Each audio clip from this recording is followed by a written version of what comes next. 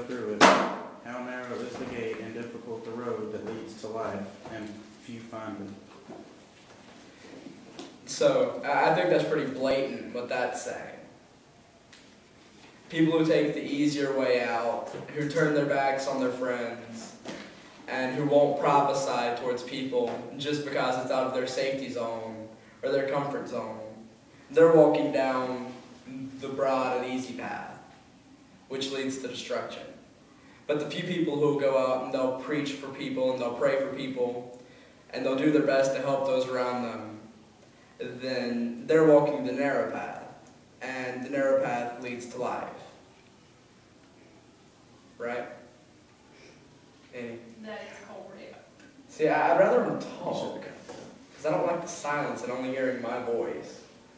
It's times like Now you know these. how we feel. Well, we talk for you. Every once in a while, not a lot. I mean, some things happen when I'm the only person talking, and I realize how annoying my voice is. Talk amongst yourselves. Yeah, Talking to your I think own you're wall. doing good. yes. Why don't you have a staring contest with it, Squid? There it is. It's like constantly blinking if you haven't noticed. Are his eyes shut? Confused. I think you're doing good. Thank you. Continue. Well, I'm really running out of Like more things than to good, say like now. really awesome. Well, I've preached for small groups, which small groups is a little bigger than this. But I've never sat down and tried to do anything or tried to prepare a sermon or a study. I've usually just been like, all right, so we're learning about Psalms. So did this make you have to sit down and really look stuff up and Since study it? last I Wednesday, have you can something ask like Bethany. I've been sitting up and I've been working on this, and He's I been was trying to like- get me to help I've him. tried to get her to help, and she wouldn't help me. If I could, I would. When was that decided? Last week at church. So what do you think would give y'all incentive to want to read your Bible and try to pull stuff out of it? What? My incentive was when I woke up one morning after I'd had a dream about preaching, and I was like, I think I need to preach. So I texted Casey and was Crap, like, he's I had a sudden awakening that I think I should preach, and she was like, okay. That's awesome. Have you decided on topic? Hey, Bethany chose that one. Bethany. you know what though? You're being obedient to what God's telling you to do, Yeah. and that's something that a lot of people. That's stepping Go out of the comfort against it. zone. I mean, you're the same being way of turning your back on him. He told you If to you're do being something. disobedient, if he tells you to do something and you don't do it, then I'm trying to you're preach. being disobedient. I'm just expecting my iPod Not to die at everybody's any called second. No, I tried for just keep listening. He did try really hard. Maybe you're not called to be a preacher. He could be called to be a preacher. I don't think that was it. I just think they weren't listening because they were having conversations and yelling. Hey dude, guess what? I even Yes, got Jordan I to do. participate. Huh? I even got Jordan to participate. That's Jordan. You made Without her- even asking her, I was, would anyone like to read? You made her put her phone up. She has nothing better to do. She's bored. Yeah, nobody made from home. I thought I did. I All told right, I I asked want to her, say one more thing about your last points there. and I'll try to. Wow. Your stuff is like mine when it comes to highlight. No, no, yeah. Yeah. Well, this Bible's only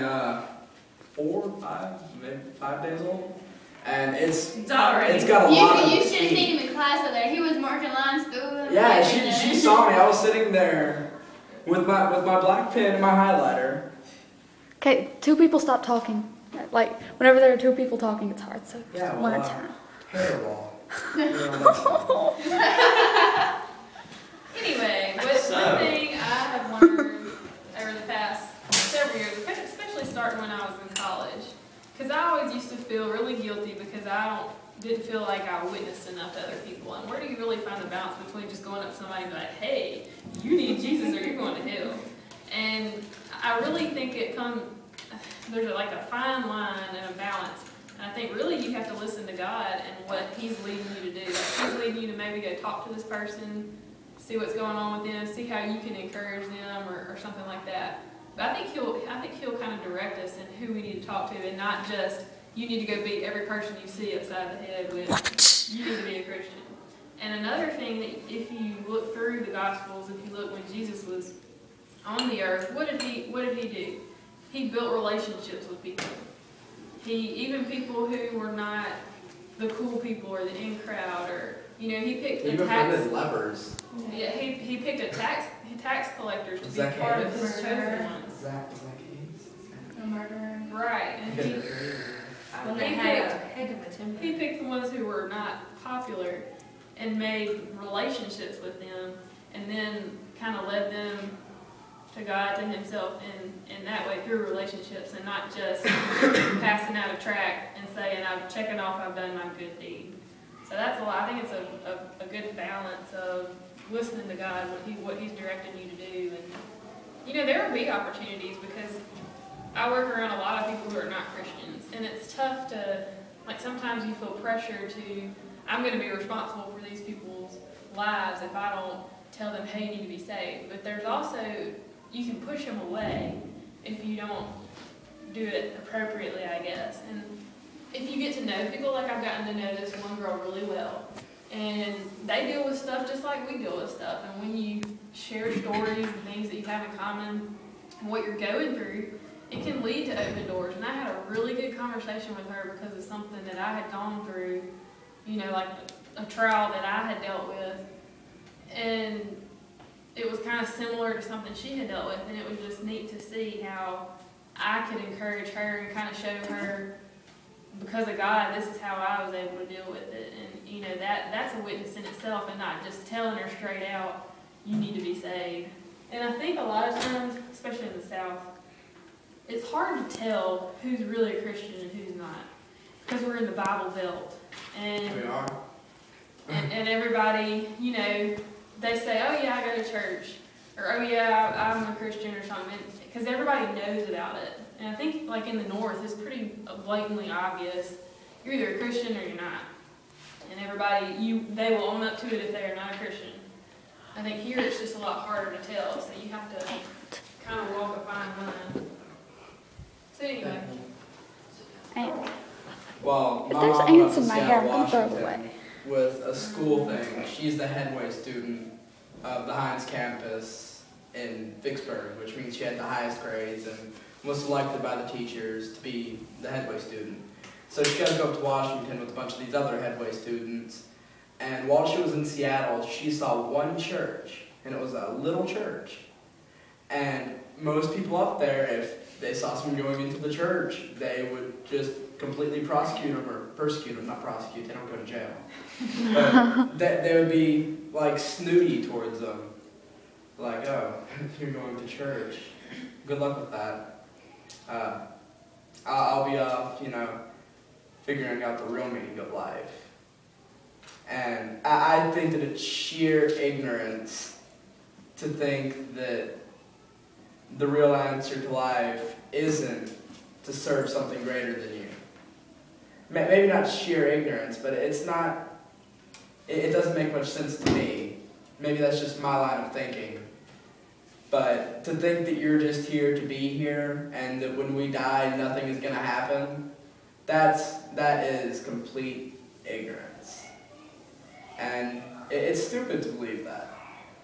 I don't necessarily believe that evolution didn't happen, or that the Big Bang didn't happen, because God did say, let there be light, and so it was. Bang. Yeah. And then he said, let there be form, let there be earth and water. Water and earth. I don't remember. But it's, even if the Big Bang Theory is completely true, how do you think it all started? It didn't start one day. The universe was just like, I'm bored. God had a purpose, and he knew from the very beginning that each and every one of us were going to be here tonight, and we're going to be discussing whatever I decided to bring here.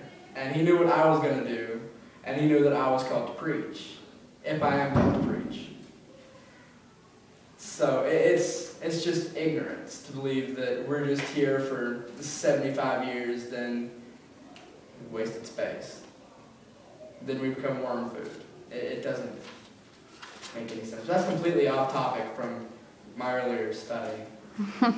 But the point of this was to tell you that it's not necessarily the good thing to just stick in your comfort zone, because there's so much outside of your comfort zone.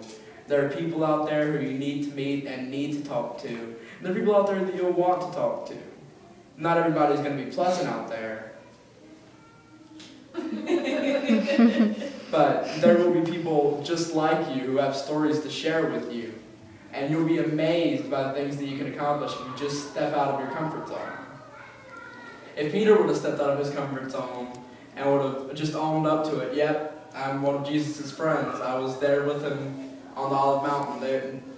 He would have been prosecuted and he would have been in the kingdom with Jesus that very night. But instead, a thief who did not know him said to him, Lord, remember me when you enter your kingdom. And Jesus said, you will be with me. Do you know why? Or not why, but do you know? Go back into Luke 22 and read verse 31 and 32. What verse? 31 and 32. All right. Simon, Simon, behold, Satan demanded to have you, that he might sift you like wheat. But I have prayed for you, that your faith may not fail. And when you have turned again, strengthen your brothers. What does that mean to you? Well, Satan knew that he was going to turn his back on him. Mine says Satan has asked to sift you as wheat. That means he's going to test him. Well, I've got the English Standard, not the King James Version. This is NIV. Oh, or that. But anyway, Satan asked God if he could test Peter. And he tests all of us. I mean, he could ask God to sift us at different times. What do you think his testing, and it even says down there, was supposed to accomplish? Because God's not going to allow anything like that to happen unless he knows that he can turn around for the greater good. Well, Peter denied Jesus, and then Jesus arose, and Peter was scared when he saw him because he thought that Jesus was going to be vengeful. But instead, Jesus forgave him for what he did, and that strengthened the other disciples' views on his forgiveness. It says, and when you have turned back, so when you have turned back to me, strengthen your brothers. So when you have turned back, you take your testimony and you tell other people about it to increase their faith. That's the point of any trial that we go through, so that when we come out on the other side of it, we can in turn, our testimony, we can tell it to other people and lead them to Christ in that way. That's much better than what I thought. That's just how I interpret the verse. But yeah, I pretty much went through all the things that I had You did together. great. I think it's a But good job. I promise next time it'll be longer